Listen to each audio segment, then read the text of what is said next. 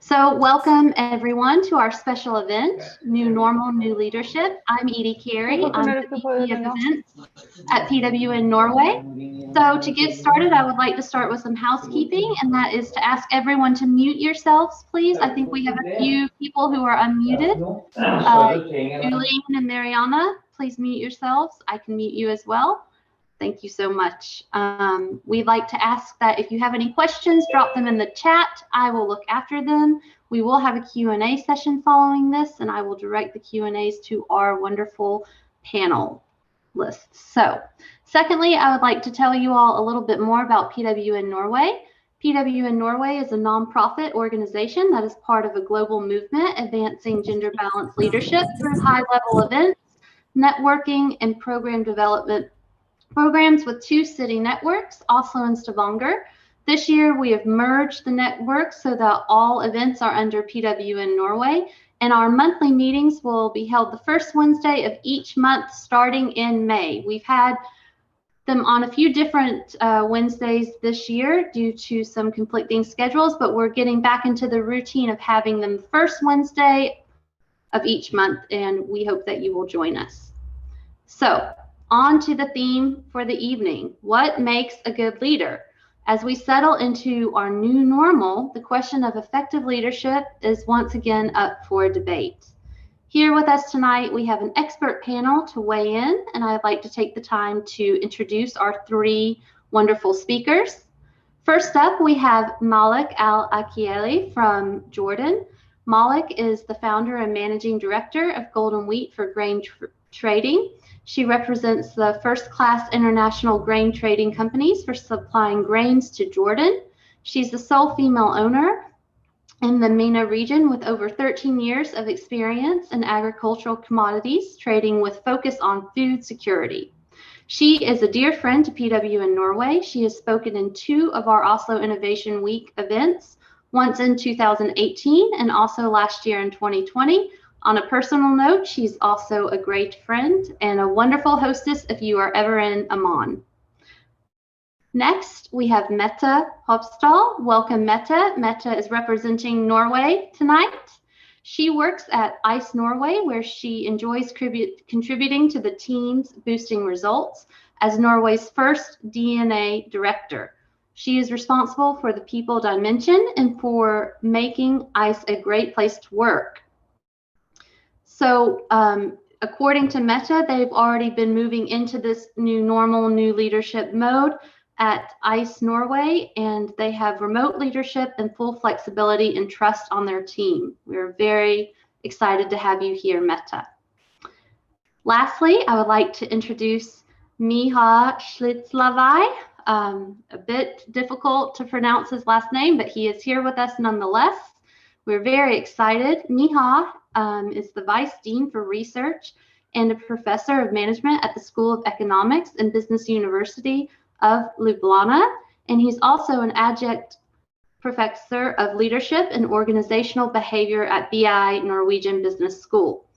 And he is an active member of the Scientific Council to the Slovenian Research Agency, and the academic community values him as an awarded researcher who has published in prestigious international journals, including the Academy of Management Journal, the Harvard Business Review, the Journal of Organizational Behavior, the Leadership Quarterly, and the Human Resource Management. So welcome to each and every one of you. Thank you for your willingness to show up for PWN Norway. We are looking forward to a lively and engaging discussion tonight. With these introductions done, let's get started. Leading, whether it's a team, department, or company, is never an easy task. When faced with uncertainty on nearly a constant basis, modern leaders are evolving to meet the needs of both remote work and their teams. So what does it take to be a good leader during COVID-19 times? Miha recently co-authored and published a book with an entire chapter devoted to this subject. So we are going to start with a presentation from him. Miha, you have the floor. Thank you, Edie. Thank you very much.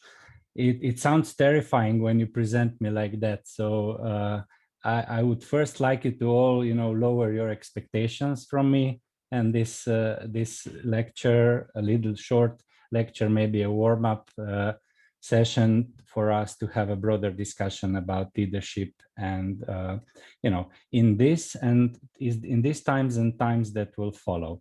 So when I will have the chance to share my screen, I'd like to just share with you a couple of slides. There we go. So we're ready. I'd like to share with you a couple of slides that in a way sum up my thoughts on, what can we learn from this particular situation? Needless to say, these are particular times. They've been lasting way too long for, most of the population of this green and blue planet. I think it would be really shame to waste these learning opportunities that actually offer themselves on a daily basis. In particular, because obviously it's not the only challenge that is here among us and there to stay, right? So there are leadership lessons also that will apply to the future with regard to this incredibly vast majority of sustainable development goals, if nothing else, right? So with that perspective in mind, I'd like to suggest that we have a little conversation around what could be new, in hyphens, leadership to lessons to take away from those times. But allow me to do something maybe less conventional. Allow me to read you a little passage from Heracles. So as a part of his penance, Greek hero Heracles was sent to perform a series of 12 difficult labors. During his second feat, he faced the multi-headed monster Lernaean Hydra, a guardian of the underworld with poisonous breath, deadly scent, and a nasty capacity to regenerate. Upon reaching the swamp near Lake Lerna, Heracles covered his mouth and nose with a cloth to protect himself. When finally arriving to Hydra, Heracles started shooting flaming arrows into the lair to tease her out, and the fight began. Despite the fierce combat, the struggle seemed to be hopeless. Each time he chopped one head off, two new would grow instead. So what's the, why am I reading you this myth or a little story? I think it's actually an indicative story about how we have been dealing with COVID so far, right?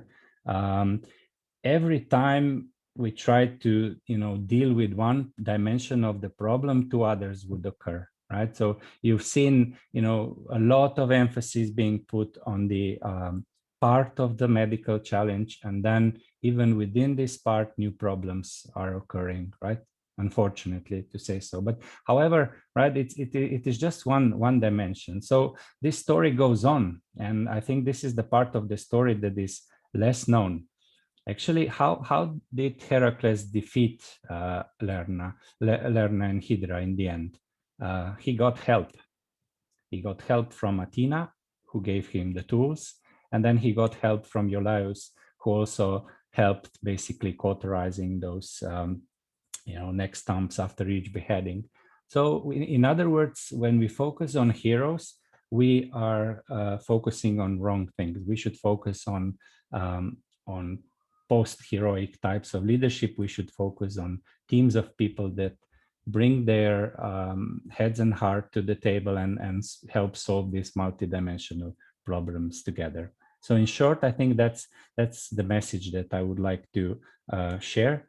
But to be a little bit more precise, maybe, so as mentioned, right, medical aspect has been one problem. I think the other part of the problem that has been pretty evident and also treated quite soon was the economic part, maybe business, but economic part in particular, right? So we've seen mounting numbers of government interventions all around the globe in most reluctant places for governments to intervene. We've seen it, and we are seeing it still, right?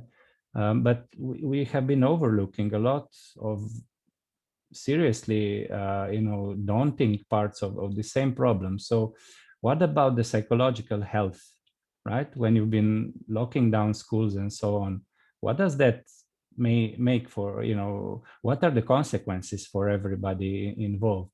How do we prioritize. What should we wait, right? Is one day of a lockdown worth the numbers of people queuing up for the medical, the psychological medical attention instead?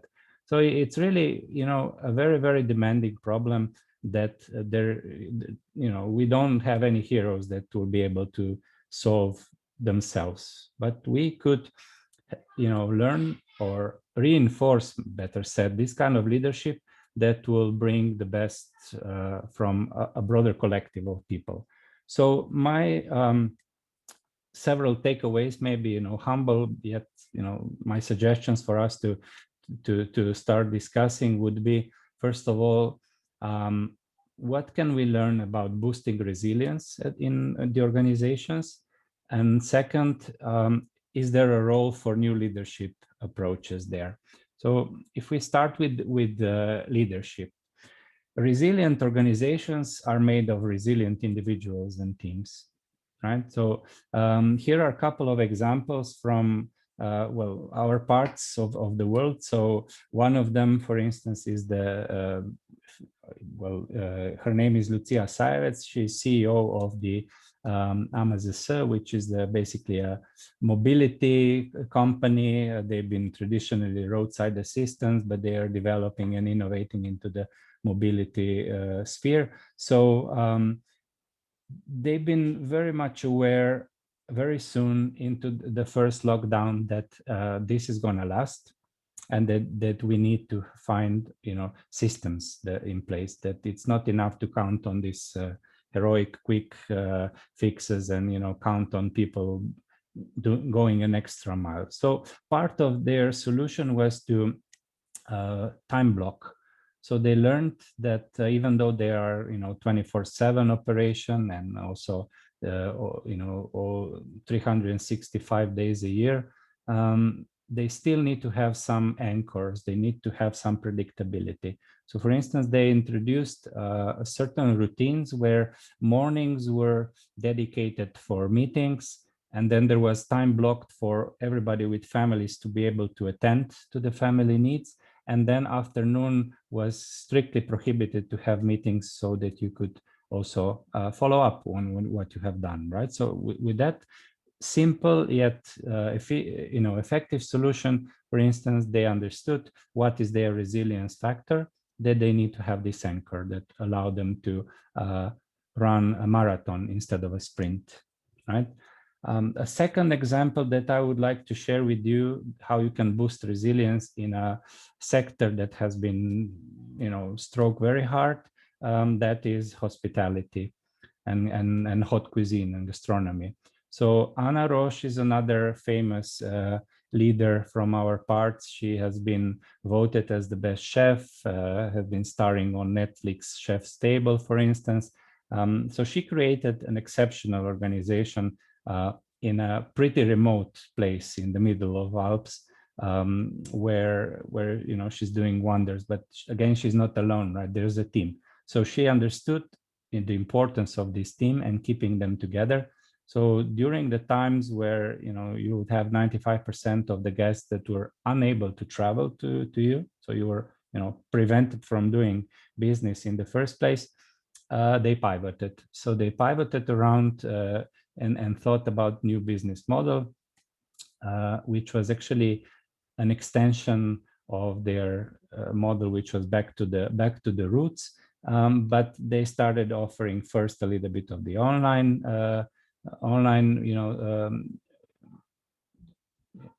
offering, so to say, and then they also teamed up with the large chains and collaborated with them and offered some innovative food products there. So they tried all sorts of things in order to keep up the team together and rather change the offering that they have to serve, right? So that was sort of also an example how you use a business model innovation to deal with the very demanding circumstances.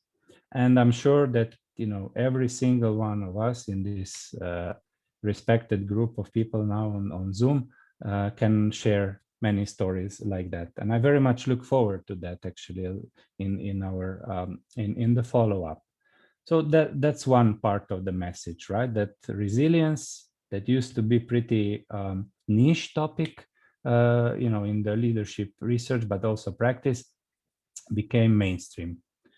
And then second learning is also that, the organizations like Mette's were also rather niche, I would say, and avant-garde, right? So this new leadership, I should really put it in hyphens because it's not that new.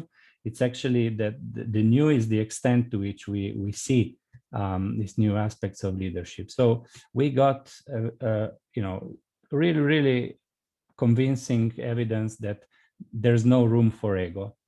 Furthermore, right, it is actually so painful to be a witness of the research, for instance, by Sergeant and Stajkovic, that has shown that in the US states where there were male macho-led, so to say, this is a proxy for ego-led leadership, the mortal casualty rates were significantly higher than in the states led by female governors, right? It's a proxy for sure, but it's something important for us to be aware. So if you want to, if you want to learn something about the new leadership, then we should be pretty convinced by now that the leadership of the future should be a leadership with a minimum amount of ego. The less of ego in the room, the more space for everybody else relevant to solve wicked problems there is, right? And one of those ego-free leadership types we call post-heroic leadership. It's actually a combination of shared leadership and also servant leadership. And this is the type of leadership that makes space for others to contribute. So, there are many dimensions to that. For instance, humility, there is responsibility, it's purpose-driven, it's vulnerable. And I'd like to end this brief intro by sharing few examples. I've been privileged to have co-hosted a podcast with several examples. So those, Lucia and Anna, you met before. Here there are three others, this time gentlemen. And this is, for instance, Damian. Damian is a head of clinical department of child, adolescent, and developmental neurology, and he was explaining his experience with becoming the leader, new as a leader, so to say, right? And throughout this interview, you can really sense humility, even though he's a top-notch researcher, globally speaking, has been developing innovative methods to deal with certain neurological diseases of children. But he was so humble to really recognize that he really, stepped into the to the unknown. So basically this leadership position for him was something where he really felt barefoot. Those were his words, right? So I think that's by itself being so reflective and so honest to recognize when you are out of your depth. Then this is one of the dimensions of this post-heroic leadership that I'm sort of advocating for. Another example from our parts, it's an acrobatic group, Dunkin' Devils it's called. They are the longest lasting acrobatic group of its kind in the world. And they are doing amazing things, crazy but amazing. And the part of their formula is it's called teasing with love. So they've developed the kind of culture where feedback is very important. And there's a little bit of this, well, like pointing fingers at each other, but in a good way, right? So basically it is expected for them to reveal each other's weaknesses and to work on it, and also to be aware that there's this sense of psychological safety, so that the team will cover your back. Trust, needless to say, trust is a dimension that definitely determines this kind of leadership and this kind of teamworks. They are teasing each other, they are making jokes in a context of achieving a higher goal and sincere relationships. So that's, you know, one of the ways how they are exposing each other's vulnerability with, and it is accepted as a psychologically safe behavior to do, right? So it fits this culture, and it also shows the type of leadership that is productive and helpful and healthy. And then the last but not least, here is Mitz Melanchek. He's co-founder of Hooray Studios. They're doing this tailor-made cartoons, and basically, you know, when we had a conversation about their story, they said, you know, whatever we do, we always wanted to, or wherever we go, we always wanted to be seen as a force for good. So that was their higher purpose, and that is also something that you see in other organizations that is driving. It's attracting, you know, top talents and very smart people, because there's a lot that this force for good is in high demand. Let's put it like that. Okay, so I would like to end this short introduction with that, and I very much look forward also to hear from and learn from your stories. Thank you so much, Miha, for that really clear overview. We appreciate that. I believe that Malak was we're pivoting the conversation now, and we're going to be a bit more engaging with our three speakers. And I believe that Malak had a few reflections she'd like to share now.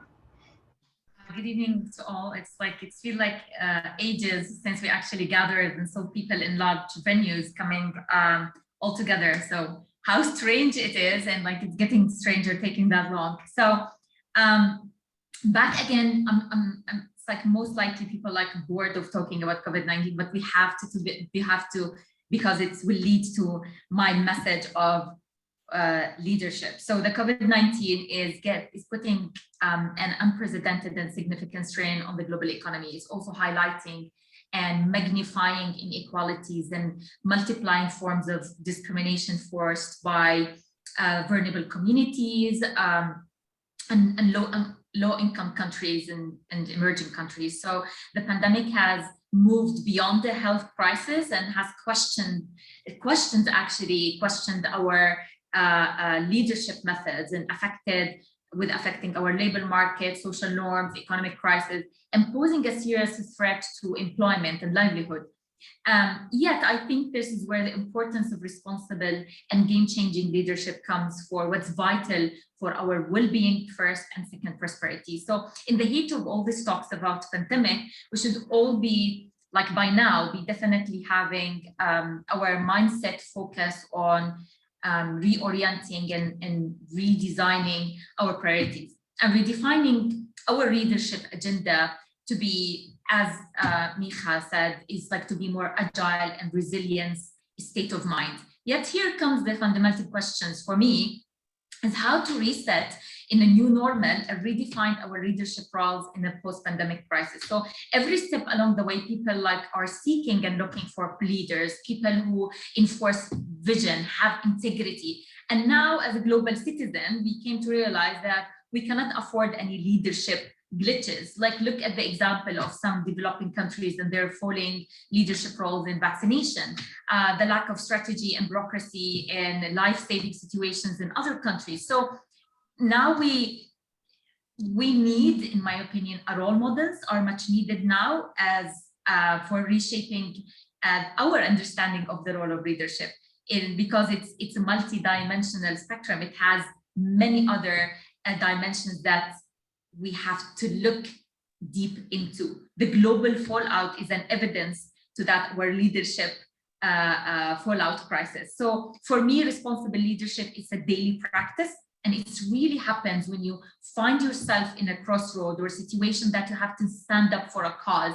And that's why, in my opinion, only by embracing human values, we would be able to face such challenges. And of course, one of the examples when he mentioned Miha about ego, I mean, I was in our architect expedition 3 years ago, and I went from Norway, from Svalbard, and we went in this 4 days, and we had and this architect expedition, we were to discuss the urgent global issues, and 4 days of no Wi-Fi, no one-sided mindset. We were one. There was no ego. For one time, we were focused on solving one issue. It's a lesson for us that when we are coming together, having a one shared vision, we are more or less likely to have ego, because the ego could, it could destroy a nation. So that's my comment for now, and then we'll see. Also, I'm looking forward to hear the other panelists as well. Okay, to comment a little bit, I think absolutely responsible leadership, but I think we should also learn that it's as much about leadership as it is about followership, right? So I like to work with change agency, right? So that to train those skills for people that identify on a certain purpose, but then there's this whole skill set, how you introduce changes, to your team, to your organization, maybe even at the societal level. So I think we should raise the awareness that our expectations on the, let's say, on the followers end are maybe in need of revision as well, right? So that you don't need this fatherly figure, so to say, that are know-it-all and have all the answers to all the problems of this world, right? So it starts with who we vote and then who Absolutely. we select to the leadership roles, and there's a catch-22 there as well, right? So I didn't go much into the this Dunning-Kruger, right? Famous sort of a chart where it shows that people, I should maybe share it if I'm allowed to do that. So there we go. Yep, here, right? So Dunning-Kruger's effect is actually a very interesting set of studies that have shown an interesting relationship between experience and confidence. So you have this, you would expect that there's some sort of linear curve, right?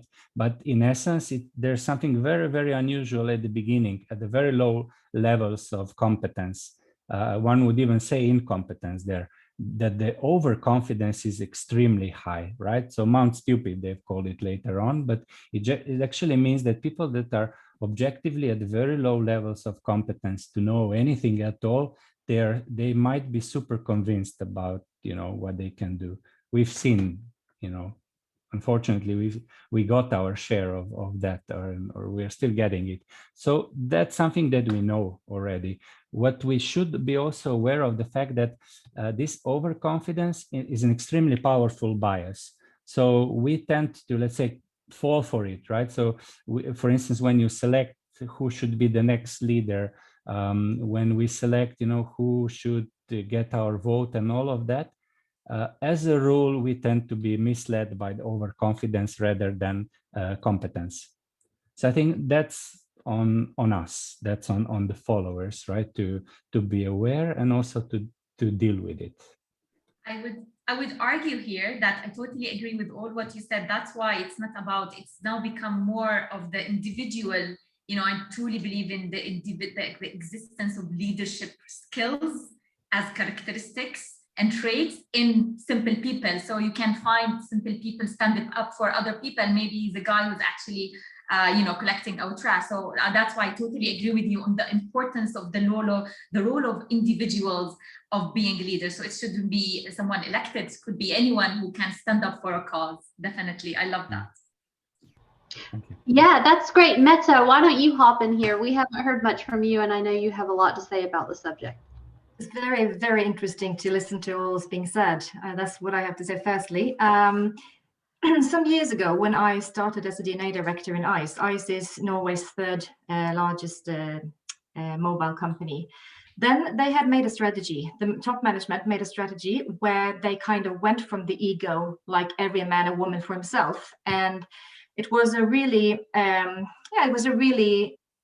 defined strategy that the main thing for us now is to create a workspace and a company where people are happy and where the leader's job is to make sure that people are able to perform. So kind of being enablers. So the last years, I was just saying to you earlier, Edie, that the transition from before Corona and the Corona pandemic was kind of seamless to begin with, because we have been for the last 3.5 years already been working with full flexibility, full trust, work whenever, wherever you'd like, as long as you kind of reach your goals. And we have been training our leaders in what now is a buzzword called remote management, but what we called relational leadership. And people have been able to work from home and work from anywhere, because we have been working what is called activity-based. So you work from, you find a place that suits your needs.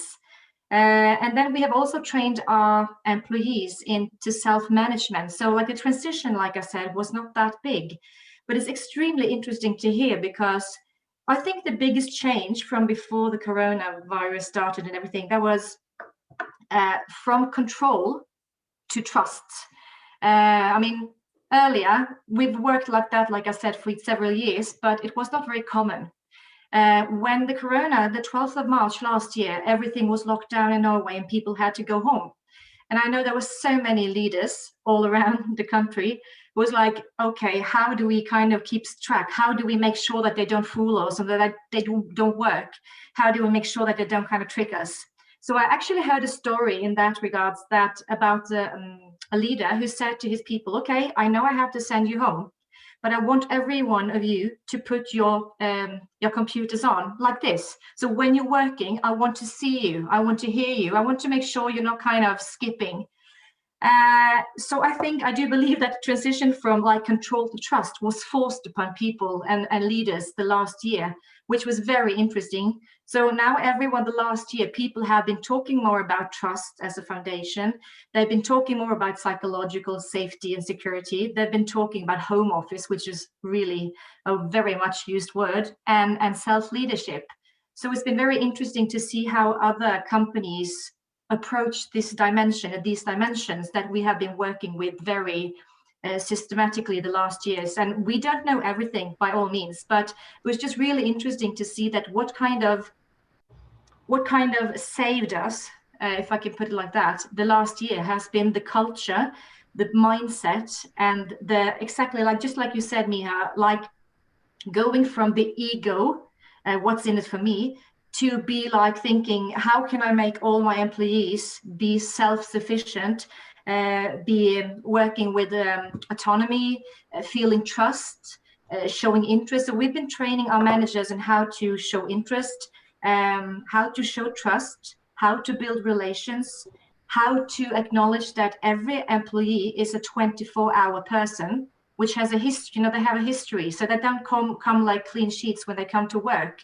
So for us, we've been kind of training our leaders to show interest and to have like psychological, humanly needs, and kind of been training them in these aspects. And that's kind of going from the ego-centric way of leading to the like post-heroic leadership, I believe. Yeah, it's funny that you mentioned this awkward attempts, right, to ensure that people will be productive and not doing any shortcuts and stuff. I think that this Corona times were actually a magnifier or an accelerator of what we have been doing some time before, right? So in the cultures, like you mentioned at ICE and I'm sure many other places in this group, you would, we would get an ultimate evidence that what we're doing is right, and we should emphasize that, and we should scale it up, and we should do lots of additional things in the same direction. But then you also have what researchers around the world would call algorithmic management, right? Which also got a boost, unfortunately, right? So you have not only, this is a very, very, simple way of controlling if you have your cameras on, but I mean, you have all sorts of technological solutions how you actually treat people like horses, and a little faster and better smelling horses, but with a very, very I don't know, backward oriented approaches, right? It goes back to actually to the idea of scientific management and Taylorism, right?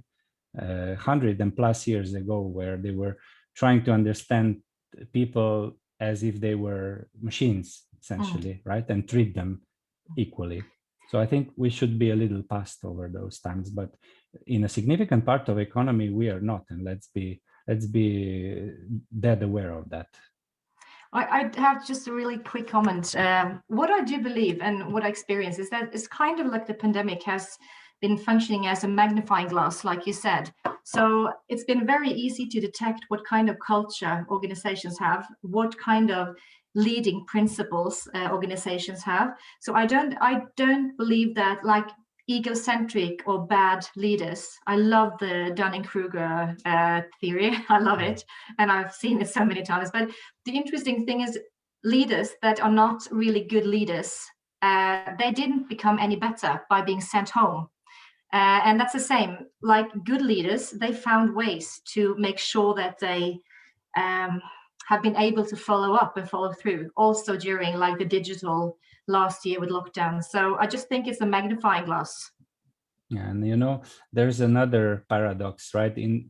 As a rule, actually, the pressure on leaders has increased, regardless which, you know, whether you're a theory X or theory Y, you know, believer, but the workload on leaders has increased a lot, right? So those organizations that have been prepared for it, they also took charge in strengthening the leadership development to deal with it, right? And not leave them alone to their own implicit leadership theories and, you know, convictions about how people are and how they should be treated. They help them help others.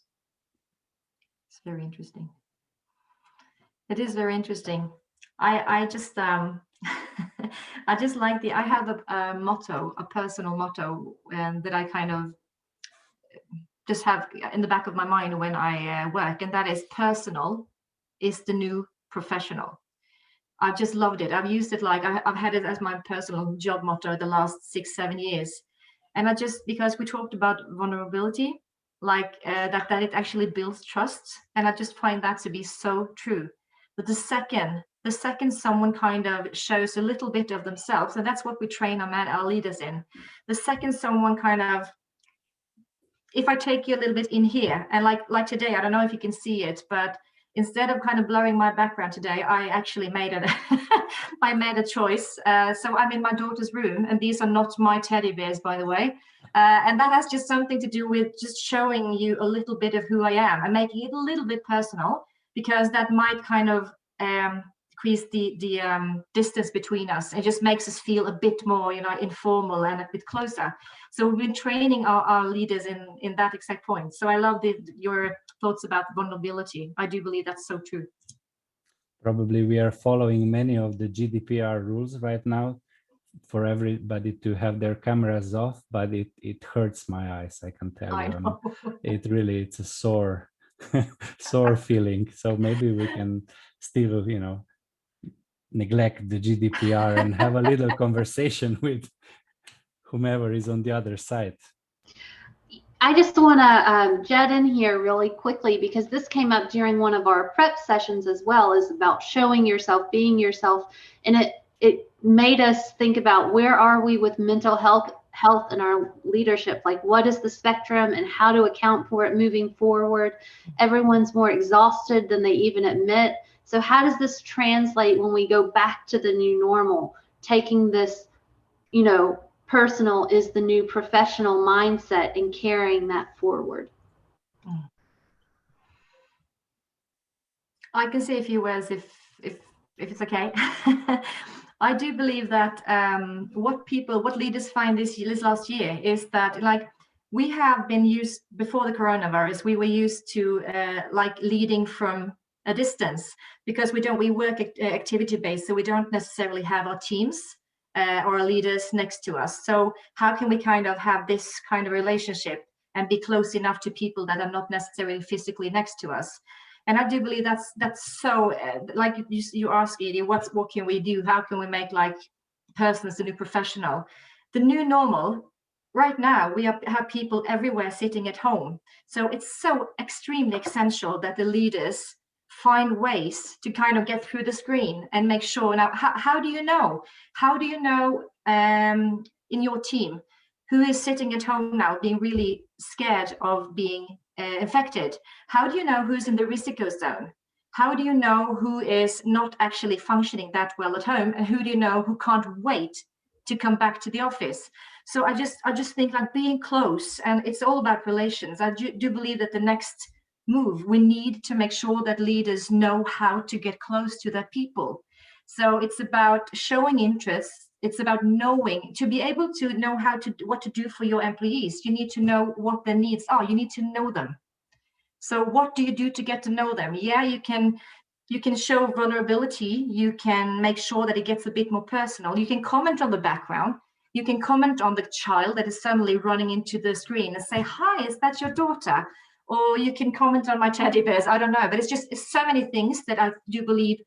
If you're a leader who believes that this is my leading role, this is my person, they will not get mixed. I do believe you have a big problem when things are like they are now, because I do believe that you need to integrate your leader role and one you are as a person. And that's very hard to avoid these days when you have cats and dogs and children and whatever coming running through your background. And I don't think that's weakness. I do think that's just something that's about to change. And I'm really welcoming that change personally. That's very well said. And in saying that, having children in the background, having dogs, having partners, all of the commotion, it also sparks another question that we covered that I think Malak had some good points on, is the differences of impact on gender and how the pandemic has set some things back 20, 30 years for women because we are now back to the basics. And even in Norway, we've discussed this. The women are taking up the mantle of responsibility for childcare and home care while continuing to work. Does anybody want to maybe share some reflections around this subject as well? I would start, but it's very, I'm really sad because of the state of women. Now we came back to the basics because it is about, I think we are, some of the women are to blame because through, centuries, it's just the mainstream idea that women, they need to take care of the kids. I mean, not in my personal, it's not my person. My husband is helping me. He's always next to me with helping me with everything. But then we're talking about in general, the state of women. I'm not happy because first they were hit with the unemployment. So this is one. And second, it's the pandemic. It showed us how fragile they are. So the first one to stop down and leave her job is the lady. The first one to stay home with the kids is the lady. I'm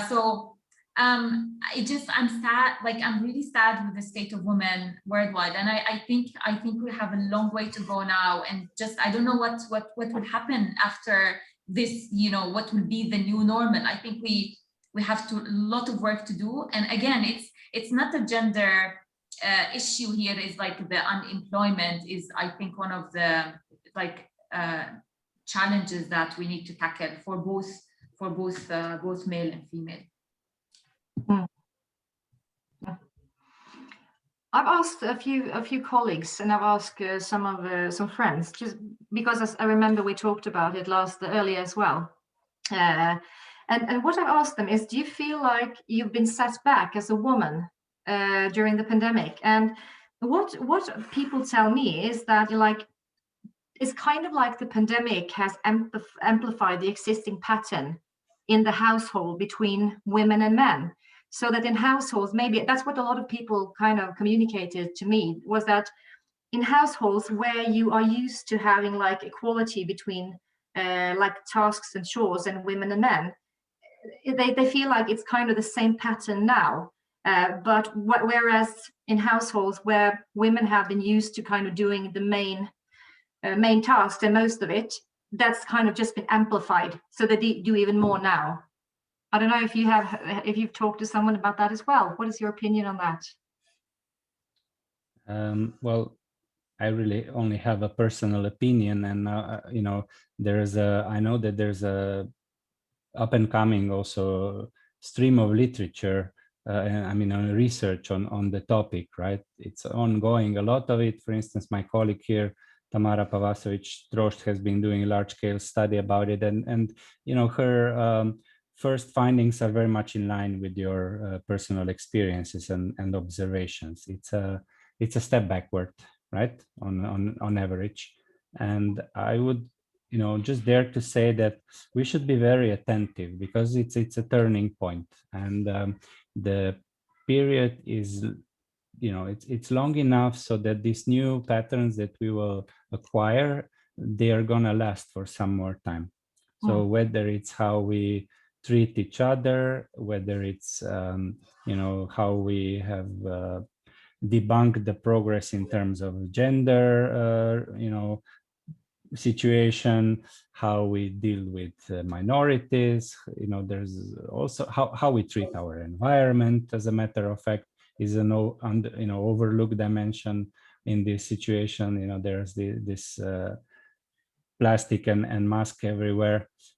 So I think we should be attentive to now it's a good time to think about the midterm and maybe also long term, and be aware that the decisions that we are making right now, they're gonna stay with us for quite some time, including the, you know, situation of both genders.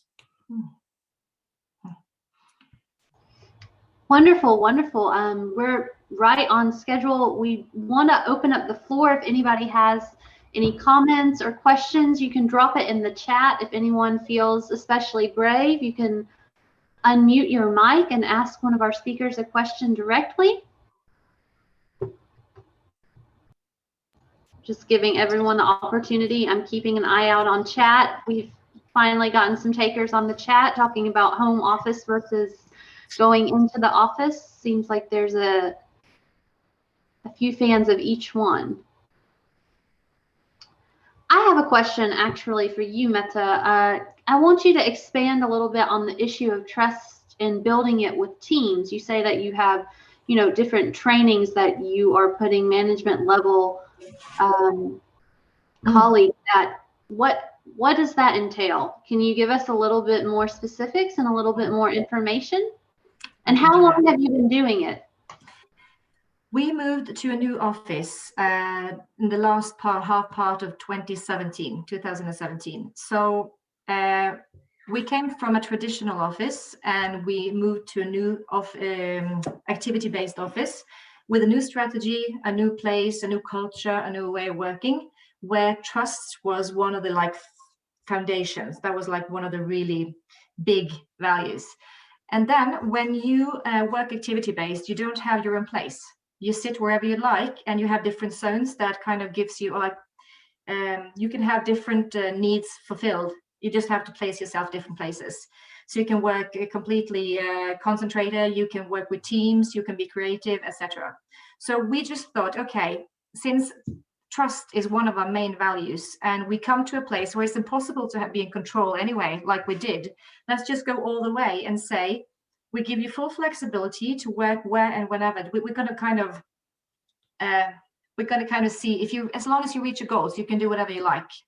So then we trained, because that was in the transition from the old office to the new. We firstly trained every manager or leader in ICE, and we said, okay, the leader, your role as leaders is going to change dramatically, because now you're going to lead with trust as a foundation. So we trained them into why is trust important, what do we get out of it, how do you lead when you work with trust. And one really important aspect there is it's very nice and easy to say that, you know, we have a value called trust, and we tell all our people and all our employees, you can work whenever. We told our leaders, if you don't show them that the trust is real, so if people actually take advantage of the possibilities and they go home and they work from home, and you go oh, really? And they don't feel like the trust is real. Then so we try to train them into what is the trust, what does it mean for you, in everyday work, to kind of put trust as a foundation. Then we did the same thing with every employee. We told them why we're working with trust, how you should be able to see it, how you can use it, and how you can kind of yeah, how that's kind of why we're doing it. So, and we work really like, we have a few leading principles. Like I said, we train our leaders in trust. We talk about what they need to be aware of. We talk about what about the persons that can't actually relate to the trust. You know, you give people trust and you always have one or two or some people, very few, who can't deal with it and they kind of take advantage of the trust. So what do you do with the ones who can't handle it, or the trust? Then we train them in relations. What you do and why is it important to, because relations equals trust. You can't, as like we say, vulnerability, you can't have any trust if you don't feel like this is like we're shoulder to shoulder and I know you and I know something about you and I know you want the best for me. So we're working with these like human aspects, and we also work and train our leaders in, okay, you need to see, like, one basic human need is to be able to kind of to see people. So we train them and tell them really, like, not just it's really important to see people, what you do. Well, you kind of nominate people for the ICE Awards. You are very particular in having like these one-to-one. You give them personal feedback. You kind of, what do you call it in English? When you talk, not behind someone's back, but in front of someone's back, you talk, in Norwegian it's framsnakke, where you talk with people, you just kind of give them cred everywhere. You talk up people. So we train them in really like being really concrete on how do you do it. I don't know if that gave you an answer. Yeah, that was very detailed. That was fantastic. It's good to hear that you're, you know, spearheading this. Really great work. Eva, I'm not sure if you wanted to chime in here as yes. Aditi suggested. Here you go. Yep. Yes, thank you. That's a really, really interesting discussion. And I just wanted to chip in on the gender aspects that you mentioned, because actually we in PWN Norway led research with regard to how professional women were affected by the first lockdown. So we did it April, May last year.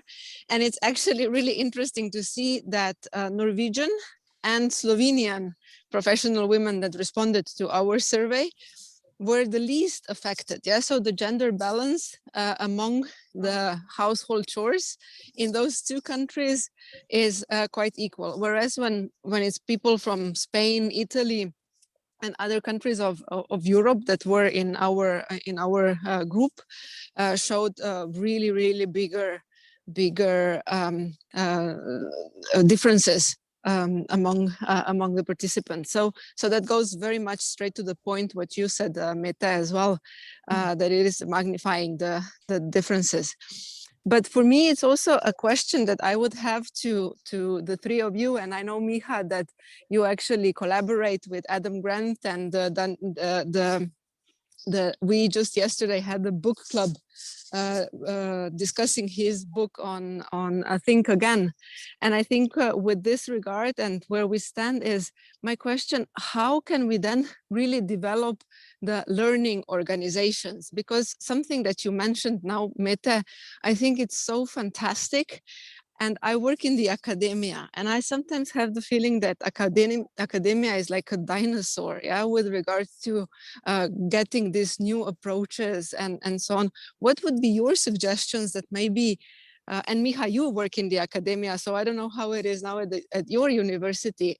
How can we really start changing these cultures and that we are the ones that are actually the change makers? Thanks. I can just say very briefly, I'm just going to leave it to Miha, but I would say just my advice would be, I have been waiting, I'm not going to say I've been waiting for this pandemic. That's a really weird thing to say, but I have been waiting for something to escalate this direction that you're talking about, Eva. And I would say, let us use the pandemic. Let's see the different things that the year with the pandemic has shown us, because I think that we have a lot of experiences now that if we're smart, we can relate this and kind of say, okay, if we had done this and this and this, if we had another culture, it might have helped us to kind of be more productive, that people would be mentally healthier right now. There are many things that we can kind of maybe use the pandemic for and just kind of try to say, this is our time to act. Let's use this as a, what do you call it, catalyst. Maybe. Thank you, Mette, and thank you, Eva, for sharing this research. It's very interesting, actually, because I'm not sure whether people are aware of it, but actually Norway and Slovenia have one important thing in common. So if you look into the, anthropological origins or cultural origins, you will know that both societies have very low levels of masculinity, right? According to Hopsdal, for instance, meaning that, at least from this macro level point of view, there's something that we have in common, and maybe this is the part of the explanation. I don't know. With regard to academia, we are people, and we are working in organizations like everybody else. So I don't think that it's really the industry that is such an important denominator. And I can comment, for instance, on the part of academia that I know very well. So that's the my own School of Economics and Business, and I can tell you how we approached, how we reacted first, and how we're reacting still. I'm super proud, actually, of what this pandemics has highlighted in our reactions. We were, first of all, operationally speaking, we were very fast, 0 time lost, right? So even some very, very highly profiled schools around business schools around the globe took 3 weeks in order to get in shape. We had zero time lost because things were in place before, so they were just scaled up faster. We had tools in place. We were helping each other. We developed, it was an initiative that I suggested, and then it was led from the bottom up. So there was a giving and helping communities that were, making this transition possible. All these troubleshooting fixes, and have you tried this? And there's a, big blue button, I have problems with it. So there was a community behind it to help do our job as good as possible.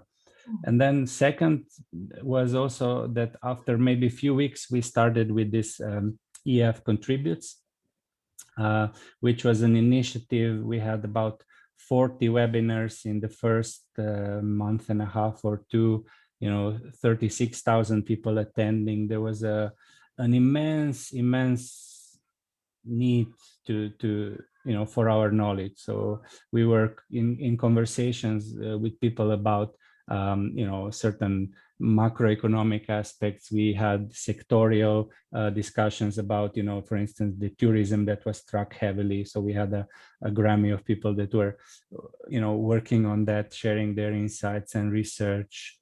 We got to those topics of, hybrid work very fast. So it felt like this was an opportunity for us to serve our purpose very well. And I want to say that we rose up to the challenge. And this specifically for Slovenia, our students are in a very, very bad position. So they've been out of school, with exception for 2 weeks. They were not allowed to, if you are groups beyond 10, you are practically have been not allowed to actually go to school. That has an immense cost, right, on personality. Even though we have Zooms and we have everything, things are working, but it's just not the same, right? So we're trying to provide here also some additional psychosocial support. So we are far from ideal, but we are doing our best. That's what I would like to say on the top of these practices that I shared.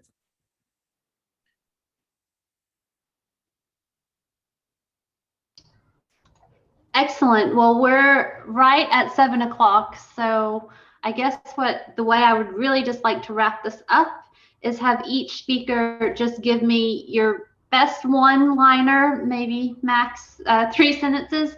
Where do we go from here? Starting right now tonight at this session, where do we go from here when it comes to leadership? Ladies first, please. It feels like I've been talking too much. Now he's Thank shy. you, Miha. Okay. Yes, and it doesn't have to be just one sentence, but just short reflections.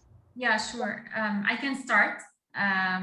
Well, I think our most sacred mission now is to enhance the mental health and to empower the new generation with more laser-focused education, and to give them this knowledge and resiliency, and defining their role from now to have this multi-dimensional scope that there is just beyond the normal education, especially in such a time. And that's why we need an extraordinary charismatic leaders in each one of us, and to believe in the importance of their existence, resiliency, to take care of us, to take care of our team and our people. And we have to have a more broader, comprehensive perspective of what's happening in the world. We cannot just turn blind like I, as a leaders or policymakers, a decision maker, from the global challenges that happening in one country, because it's definitely coming and will confront us and will affect us, whether it's a health crisis or climate change or economic downturn. Thank you, Malak. All right, Mette, you're up.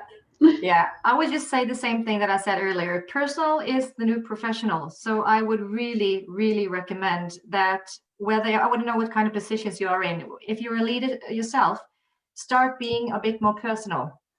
This last year has shown us we really need to be close to our people, to be able to kind of be enablers and make sure that they have everything they need to deliver and to stay healthy. So if you're not a leader, make sure that you put pressure on, and in your small ways, you can go in and contribute to making personal. Just start with small things. Tell something about yourself. Show your background. I don't know. Just make it sure that the personal aspect gets into the professional way of doing things, because it's not contradictory. Okay. From here, we go to spread the word about healthy leadership, work, and life, and not only spread the word, but also develop skills to do so. Yay! Yes, and that's what we're doing, hitting the mark, raising awareness, having this session, everybody and their willingness to show up for PW in Norway tonight, when some of us might be a bit tired of these digital meetings, and we can't wait to see everyone again in person as well. So on behalf of PW in Norway, thank you so much, Miha, Malak, and Mette. We appreciate your time. I think this was a really lively and engaging discussion. We had a lot of people active in the chat, and we really couldn't ask for more. So with that, I would like to close out this new normal, new leadership, and we hope to see all of you at our next event, which will be the first Wednesday in May, May 5th, 6:30 to 7:30. See you there. Take care. Bye. Bye-bye. Bye, everyone. Bye.